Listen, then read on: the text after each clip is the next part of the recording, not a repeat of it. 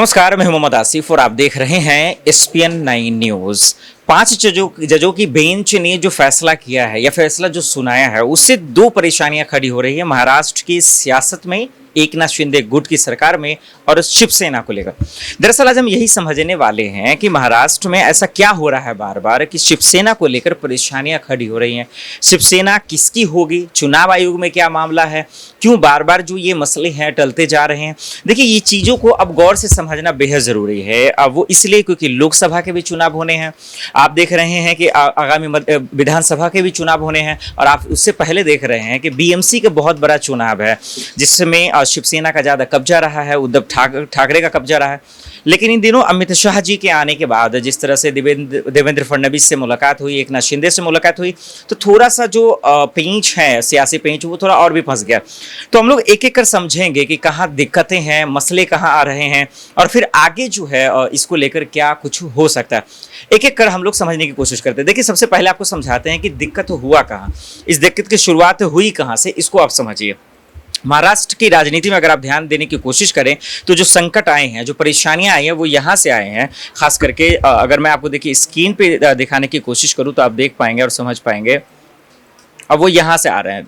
अब देखिए, महाराष्ट्र की राजनीति के संकट जहां से जब पैदा हुआ ना, शुरू हुआ तब कि सुप्रीम कोर्ट की संवैधानिक बेंच ने सुनवाई शुरू हुई। उसके बाद से चर्चा शुरू हो गए, जो है बहस होना शुरू हो गया। और फिर उसके बाद सुनवाई के दौरान शिंदे गुट के वकील नीरज किशन कौल ने कहा कि पार्टी सिंबल का जो मामला है, जो चिन्ह का मामला है, वो दरअसल चुनाव आयोग के निर्णय लेने हैं, यानी चुनाव आयोग पे फेंक दिया गया। तो आप देख रहे हैं कि कभी इस इधर से उधर, उधर से इधर सिर्फ हो रहा है, लेकिन मसले का हल नहीं हो रहा है। यानी कोर्ट पूरी तरीके से चुनाव आयोग पे मामला फेंक दिया। उसके बाद क्या हुआ, जिसका उद्धव गुट ने जमकर विरोध किया। अब जम के विरोध का मतलब ये कि भाई उन्हें अब हाथ से कुर्सी चली गई। अब हाथ से कुर्सी जाने के बाद जो एक चीज़ बची भी थी वो अगर उन्हें हाथ नहीं लगी तो लाजमी है कि वो बौखलाएंगे ही। फिर उसके बाद क्या होगा, अब उद्धव गुट की बात करें, जब वो नाराज हुए तो फिर वो क्या कह रहे हैं वो समझिए आप जरा। उसके बाद क्या हुआ कि उसके बाद आप देखिए यहाँ पे समझ पा रहे हैं कि अब उसके बाद उद्धव गुट क्या कह रहे हैं। जब उनके वकील ने साफ शब्दों में कहा कि आप चुनाव आयोग चले जाइए, तब क्या हुआ, उद्धव गुट के वकील कह रहे हैं, यानी कपिल सिब्बल, आप जानते हैं कि अभी राज्यसभा भी गए थे और पहले कांग्रेस में थे, उन्होंने इस्तीफा देकर उन्होंने कहा कि विधायकों की अयोग्यता पर सुनवाई होनी है। पहले अयोग्यता पर सुनवाई होनी है, जिसका चर्चा मैं अभी आगे करूंगा। ऐसे में विधायकों की मांग पर चुनाव आयोग कैसे सुनवाई कर सकती है।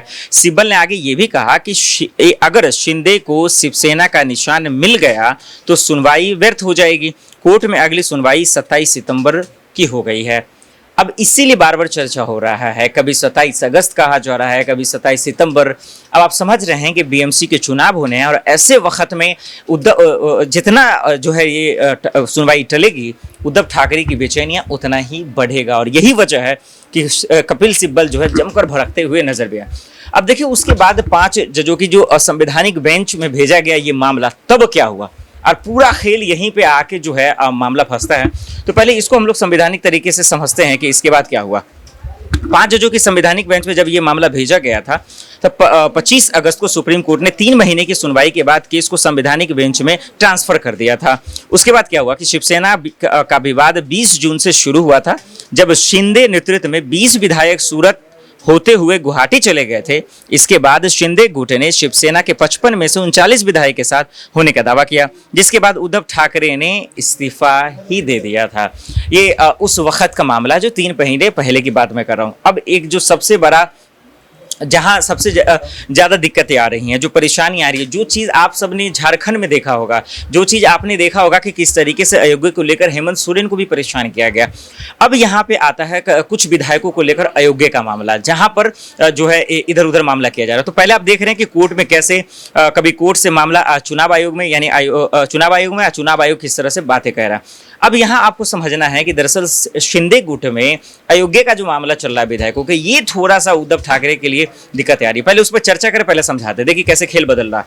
पिछली सुनवाई के दौरान मुख्यमंत्री एकनाथ शिंदे ने कहा था कि हमारे ऊपर अयोग्यता का आरोप गलत लगाया गया, यानी उन पे जो आरोप लगे थे वो पूरी तरह से बेबुनियाद थे, उनका कोई मतलब नहीं था।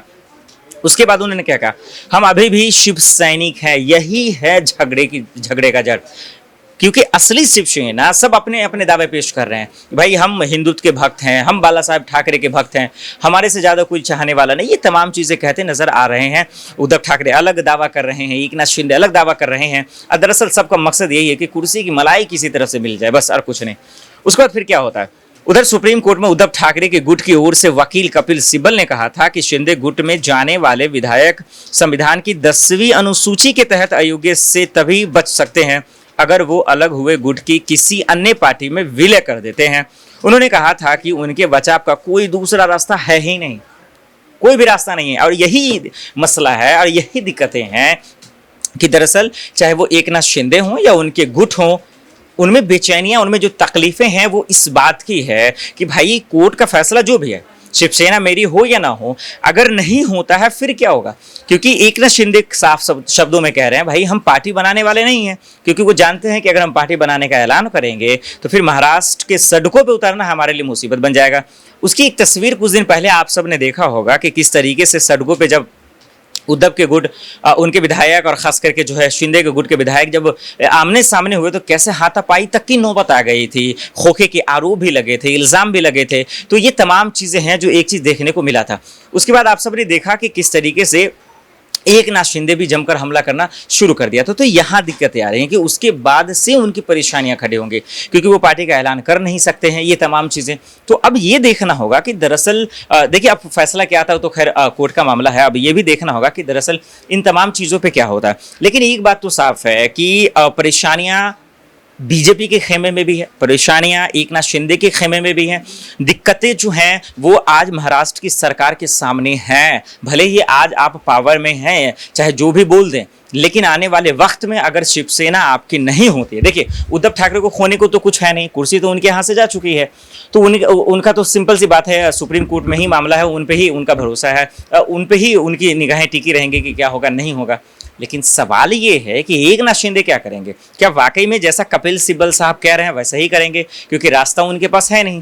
क्या वो विलय हो जाएंगे, क्या वो उसमें शामिल हो जाएंगे, या फिर कुछ और करेंगे। तो ये एक बड़ा सवाल बनकर आ जाएगा। अब एक आखिर में ये भी बड़ा सवाल है, और वो जो सबसे अहम सवाल है बीएमसी चुनाव को लेकर, विधानसभा चुनाव, लोकसभा चुनाव से पहले जो अब जद्दोजहद जो है, अब एक सियासी घमासान छिड़ा है, वो दरअसल इस बात को लेकर चला है, बीएमसी चुनाव को लेकर। सब अपने अपने दावे कर रहे हैं, सब अपने अपने वादे कर रहे हैं, लेकिन इन सब बीच में ये रहेगा कि दरअसल सरकार गिरने के बाद, कुर्सी छीनने के बाद उद्धव ठाकरे क्या जो वजूद, जो विरासत में मिली हैं चीज़ें वो बरकरार है बीएमसी चुनाव में, क्या उसको बरकरार रख पाएंगे, ये एक बड़ा सवाल है। चलिए आज के लिए इतना ही, मुझे दीजिए इजाजत और आप देखते रहे एसपी9 न्यूज़। नमस्कार।